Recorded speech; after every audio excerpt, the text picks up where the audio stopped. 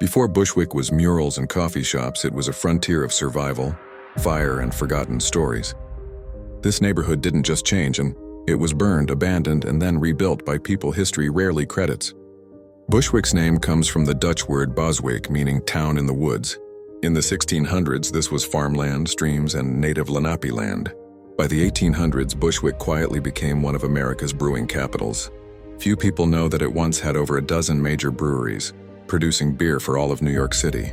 The famous beer halls, jobs, and German culture shaped the streets long before Manhattan's skyline defined New York. Then came Prohibition.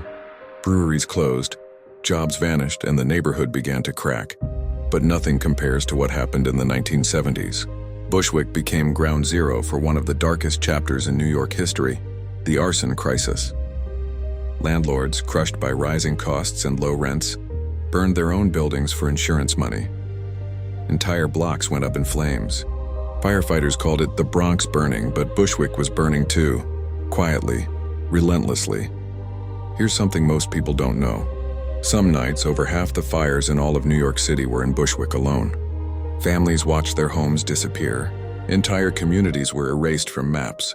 Bushwick lost nearly half its population in just a few years. But the story doesn't end in ashes. When the city walked away, immigrants stepped in. Puerto Rican and Dominican families, later joined by Mexican and Central American communities, rebuilt block by block. Churches became shelters. Abandoned lots turned into gardens. What the city called unlivable, residents called home.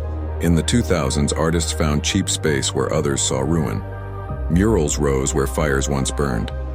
Today, Bushwick's art scene is world famous. But beneath every painted wall is a memory of struggle, survival, and resilience. Bushwick isn't just a neighborhood that changed. It is a neighborhood that refused to disappear. And every time you walk its streets, you're walking through a history written not by power, but by people who stayed when leaving would have been easier.